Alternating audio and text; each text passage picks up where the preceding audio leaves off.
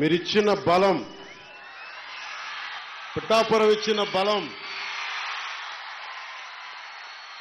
దేశ రాజకీయాల్లోనే మాట్లాడుకునేలా చేసింది. పిఠాపురం ఇచ్చిన బలం, ఒక్కడి విజయం జనసేన అధ్యక్షుని ఇక్కడ పంపించడం మేము గెలిపించుకుంటాం. ప్రజలు ఒక్క మాట అంటే మీరొక్కరు మీ గెలుపు మా పిఠాపురం మాది బాధ్యతని మీరు తీసుకున్నందుకు నేను కూటమి అభ్యర్థుల అందరి విజయానికి నేను కృషి చేశాను. మీరొక్కరు ఒక్క నియోజకవర్గం ఒక నాయకుడు వెన్నంటి ఉంటే ఈ రోజున 164 స్థానాల్ని కైవసం చేసుకుని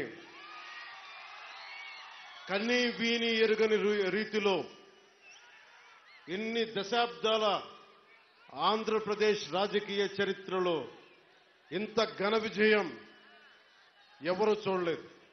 దానికి బీజాలు ఇక్కడి నుంచే పడ్డాయి, పిఠాపురం నుంచే పడ్డాయి.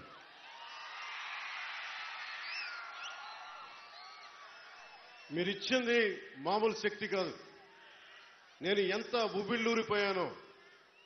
గెలుపు పిఠాపురంలో కూటమి తరపున జనసేన ఆధిక్యతలో ఉంది.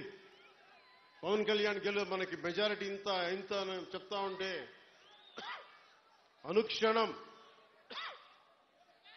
నాకొచ్చి మీకొచ్చి 2 చేతులెత్తి నా హృదయపూర్వకమైన ధన్యవాదాలు తెలుపుకోవాలి మీ అందరికీ.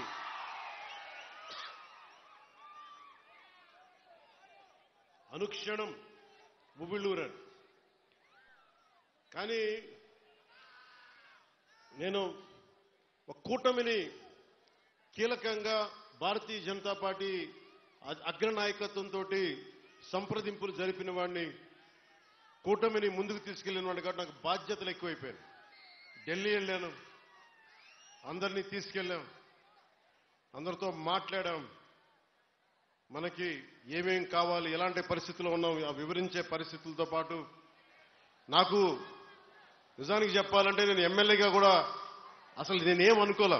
నా కర్తవ్యం ఒకటే, తల్లి డొక్కా సీతమ్మ చనిపోయి ఏ పుణ్యలోకాల్లో ఉంది. కానీ ఆకలిని ఎవరన్నా తల్లి డొక్కా సీతమ్మ నాకు ఆకలేస్తుంది అన్నం పెట్టు అంటే అందరూ బయటకు వచ్చేవారు. ఆవిడొచ్చి ఆకలున్న ప్రతి కడుపు నింపేది. అదే స్ఫూర్తితోటి కష్టంలో ఉన్న మన సగటు మనిషికి నిలబడాలి అన్న తపన తప్ప దాంట్లో పదవులు వస్తాయా అధికారం వస్తా నేనేం ఆశించలే. కానీ ఈ రోజున ఉప ముఖ్యమంత్రి ఇక్కడ ఎమ్మెల్యేగా గెలిపించడమే కాకుండా నేను కోరుకోని ఉప ముఖ్యమంత్రి స్థానాన్ని కూడా మీరు మనస్ఫూర్తిగా వచ్చినందుకు దానికి ఆ విజయాన్ని మీకే అంకితం చేస్తున్నాను. ఎమ్మెల్యేగా గెలిపించారు.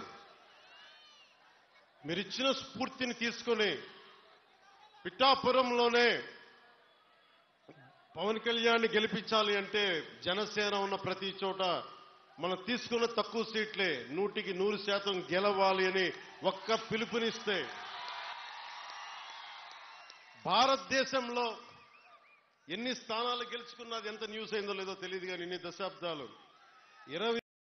20 మన అసెంబ్లీ స్థానాలు, 2 పార్లమెంట్లు, 23 స్థానాలకి 23 స్థానాలు 100% స్ట్రైకింగ్ రేట్ 100% గెలుచుకోగలిగామంటే మీరు ఎంత బలంగా నిలబడ్డారో. ఈ రోజున దేశం మొత్తం ఒక చరిత్ర అయింది. భారతదేశపు రాజకీయ చరిత్రలో ఇలాంటి అద్భుతమైన విజయం ఎవరు చూడలా. అది ఇచ్చినందుకు జన సైనికులకి, ముందుగా వీర మహిళలకి, కూటమి నేతలందరికీ, కూటమి కార్యకర్తలందరికీ, అసలు జనసేన అనేది ఎందుకు మాట్లాడారంటే ముందుగా భయంతో ఉండిపోయాం. 2019 నుంచి 2024 వరకు భయంతో ఉండిపోయింది నేల. 5 కోట్ల మంది ప్రజలు కొద్ది మంది చేతిలో భయపడతారా? ఐపీఎస్లు, ఐఏఎస్లు, అధికార యంత్రాంగం భయపడిపోయే పరిస్థితుల్లో నేను బయటకు వచ్చి నిలబడితే అన్నా నీతో పాటు మేము ఉన్నామని మా తల్లులు, మా అక్క చెల్లెలు, మా ఆడపడుచులు, మా వీర మహిళలు రౌడీలకు ఎదురొచ్చారు. కేసులు పెట్టించుకున్నారు. అటెంప్ట్ మర్డర్ కేసులు కూడా పెట్టేశారు. ఇక జన సైనికులు మబ్బుల్లో పరిగెత్తే పిడుగులు లాంటి జన సైనికుల గురించి చెప్పక్కర్లా. మీరు ధైర్యం ఇస్తే కొత్త తరమే ఇంత పోటీ చేస్తున్నప్పుడు అనుభవం ఉన్న మన తరం ఎంత పోటీ చేయాలని తెలుగుదేశం నాయకులు బయటకు వచ్చారు. కేంద్రం మనకు అండగా ఉండి మనం ఎంకెంత బాగా పనిచేయాలని చెప్పి భారతీయ జనతా నాయకులు అందరం కలిపి ఈ రోజు వచ్చి 164 స్థానాల్ని బలంగా గెలుచుకొని ఒకటే అన్నారు కదా మనల్ని, నువ్వు అసెంబ్లీలోకి ఎలా అడుగు పెడతావో మేము చూస్తాం.